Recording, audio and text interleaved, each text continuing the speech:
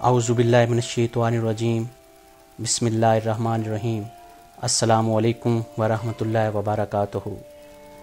ہمارا آج حسب معمول کوئی موضوع نہیں بلکہ پوری دنیا کی طرح پاکستان کو بھی درپیش سب سے بڑا چیلنج، سب سے بڑی آزمائش اور پوری دنیا کی طرح پاکستان میں بھی تیزی سے پھیلنے والی موذی مرض یعنی کرونا وائرس ہے۔ میں اس موضوع پر ہرگز بات نہیں کروں گا کہ کرونا وائرس کیا ہے، کب سے ہے، کیسے پھیلا، اب تک کتنی انسانی جانیں جو ہیں وہ ضائع ہو چکی ہیں، یا پھر کتنے جو ہیں وہ مریض جو ہیں وہ علاج کے عمل سے گزر رہے ہیں، کیونکہ یہ ساری معلومات آپ پہلے سے ہی سوشل میڈیا اور کئی دوسرے ذرائع سے باقاعدہ طور پر حاصل کر رہے ہیں اور حاصل کر چکے ہیں۔ بحیثیت ایک مسلمان، ایک پاکستانی اور ایک استاد کے میں دو موضوعات پر اپنی گفتگو جو ہے وہ کروں گا۔ نمبر 1 احتیاطی تدابیر، نمبر 2 یوم توبہ، یوم استغفار۔ ہمارا مذہب اسلام ہے۔ اسلام ایک ایسا مذہب ہے جو ہمیں مکمل ضابطہ حیات فراہم کرتا ہے۔ آپ حضور اکرم صلی اللہ علیہ وآلہ وسلم کی حیات مقدس سے ہمیں کئی ایسے واقعات ملتے ہیں کہ جب کبھی معاشرے میں کسی وبا نے جنم لیا، کوئی موذی مرض جو ہے وہ پھوٹنے لگی، پھیلنے لگی، یا پھر موسمی حالات اس قدر خراب ہو گئے کہ لوگ جو ہیں وہ مسجد تک بھی نہ پہنچ سکیں، تو آپ صلی اللہ علیہ وسلم نے نمازیوں کو نماز جو ہے وہ گھروں میں ادا کرنے کا حکم صادر فرمایا۔ آپ صلی اللہ علیہ وسلم نے مصافحہ کرنے سے بھی پرہیز کرنے کو فرمایا۔ پاکستان میں اس وقت تقریباً جزوی طور پر لاک ڈاؤن کیا جا چکا ہے۔ بجائے اس کے کہ ہم ایک دوسرے پر مذہبی، سیاسی یا پھر فرقہ پرستی کے وار کریں، ہمیں ایک قوم، ایک جسم ہو کر حکومت پاکستان کی طرف سے شائع کردہ تمام احتیاطی تدابیر پر عمل پیرا ہونے کی سخت ترین ضرورت ہے۔ یہ شادی بیاہ، یہ خوشی غمی کے کٹ، یہ ایک دوسرے کے پاس اٹھنے بیٹھنے کے اللہ تبارک و تعالی بشرط زندگی ہمیں مواقع فراہم کرتے رہیں گے، اور یہ سارے کام جو ہیں ہم انشاءاللہ بشرط زندگی جو ہے وہ کرتے رہیں گے۔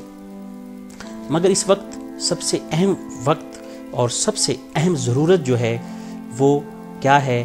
وہ ہمیں انفرادی طور پر، اجتماعی طور پر اپنی گلی میں، اپنے محلوں میں، گاؤں میں، قصبوں میں، شہروں میں، صوبوں میں، الغرض ملک پاکستان میں یوم توبہ یعنی یوم استغفار منانے کی شدید ترین ضرورت ہے۔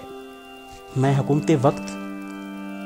حکومت پاکستان سے درخواست گو ہوں، گزارش کرتا ہوں کہ اس امتحانی گھڑی، اس پریشانی کی گھڑی اور اس آزمائشی وقت کو مد نظر رکھتے ہوئے پورے پاکستان میں یوم توبہ یعنی یوم استغفار منانے کا اعلان کرے، تاکہ ہر فرد، ہر شخص، ہر مرد، ہر عورت، ہر بوڑھا، ہر جوان اور الغرض وزیر اعظم سے لے کر ایک عام ملازم تک جو ہے وہ اللہ تبارک و تعالیٰ کی بارگاہ میں جھکے اور جھک کر اپنی ذات کا محاسبہ کر سکے، اپنے گناہوں کی اللہ تبارک و تعالیٰ کی ذات سے معافی طلب کر سکے۔ لا الہ الا انت سبحانک انی کنت من الظالمین، یہ دعا پڑھیں اور اس دعا کا جو ورد ہے وہ اپنی زبان پہ ہر وقت جاری و ساری رکھیں۔ اور اس طرح کے حالات کے پیش نظر کئی دوسری بھی مسنون دعائیں ہیں جو آپ کو پڑھنی بھی چاہیے، اور اس کا جو ورد ہے، اس کی جو تسبیح ہے وہ آپ کو جاری و ساری رکھنی چاہیے۔ بزرگوں سے سنا ہے کہ ہر بیماری، ہر پریشانی، ہر مصیبت کے وقت میں کوئی نہ کوئی ایک رحمت بھی اللہ تبارک و تعالیٰ کی چھپی ہوتی ہے۔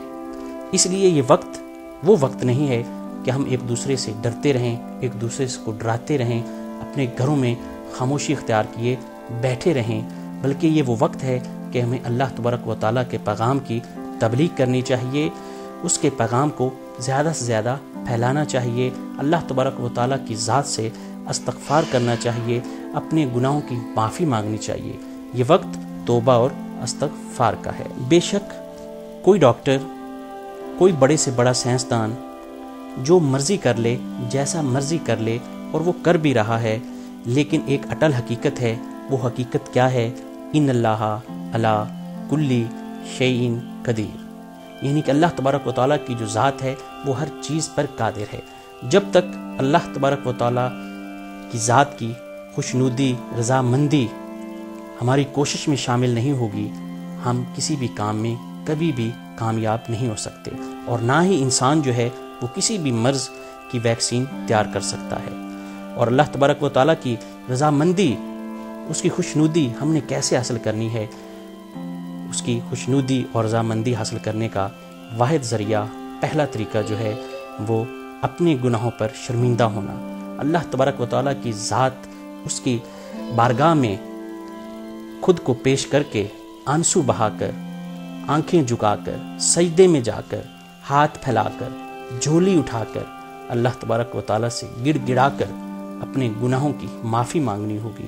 معافی مانگنے کے بعد اللہ تبارک و تعالیٰ کی ذات سے اس کا کرم مانگنا ہوگا۔ بے شک علاج، احتیاط کے ساتھ ساتھ توبہ اور استغفار جو ہے وہ ایک ضروری عمل ہے، ورنہ علاج یا احتیاط جو ہے توبہ استغفار کے بغیر کچھ بھی نہیں ہے۔ اس میں کوئی شک نہیں کہ اللہ تبارک و تعالیٰ کی جو ذات ہے وہ بڑی غفور و رحیم ہے۔ توبہ استغفار، اگر ہم اسلامی تاریخ پڑھیں، اسلامی تاریخ کے اوراق پلٹیں، تو ہمیں یہ معلوم ہوتا ہے کہ جب کبھی بھی اسلامی معاشرے پر کوئی برا وقت آیا، کوئی آزمائشی وقت آیا، کوئی امتحانی گھڑی آئی، تو انبیاء کرام نے بھی اللہ تبارک و تعالیٰ کی بارگاہ میں جھک کر، ہاتھ پھیلا کر اللہ تبارک و تعالیٰ کی ذات سے استغفار کیا، توبہ کی، اپنی امت کے گناہوں کی معافی طلب کی۔ اس لیے یہ وہ وقت ہے کہ ہمیں توبہ استغفار کا جو ہے وہ عمل جو ہے وہ بار بار دہرانا ہوگا۔ اس میں کوئی شک نہیں، اور ہمارا ایمان بھی ہے کہ اللہ تبارک و تعالیٰ کی ذات جو ہے وہ اپنے بندوں سے ماں سے 70 گنا زیادہ پیار کرنے والی ہے۔ تو جب وہ اپنے بندے سے ماں سے 70 گنا زیادہ پیار کرنے والی ہے، تو میرا ایمان، آپ کا ایمان اس بات پہ کامل ہو جانا چاہیے کہ وہ ہمیں کبھی بھی بے یار و مددگار نہیں چھوڑے گی۔ وہ ذات ہمارے ساتھ ہے، صرف فاصلہ کتنا ہے کہ ہم نے ہاتھ پھیلانے ہیں اور اپنی دعا کو ایک ایسی کیفیت میں بدلنا ہے کہ میرے مولا تیرے سوا اب ہمارے پاس کوئی آسرا نہیں ہے، ہماری عقل، ہمارا علم، ہماری کوشش سب تیری محتاج ہے، ہم کچھ بھی نہیں، ہم کبھی کچھ کر نہیں سکے، اور نہ اب ہم کچھ کر سکیں گے جب تک تیری رضامندی، تیری خوشی جو ہے وہ ہماری کوشش میں شامل نہیں ہوگی۔ ایک اور بات، ہمارا ایمان ہے، ہمارا کامل ایمان ہے کہ اللہ تبارک و تعالیٰ کی جو رحمت ہے وہ اللہ تبارک و تعالیٰ کے عذاب پر کئی گنا حاوی ہے۔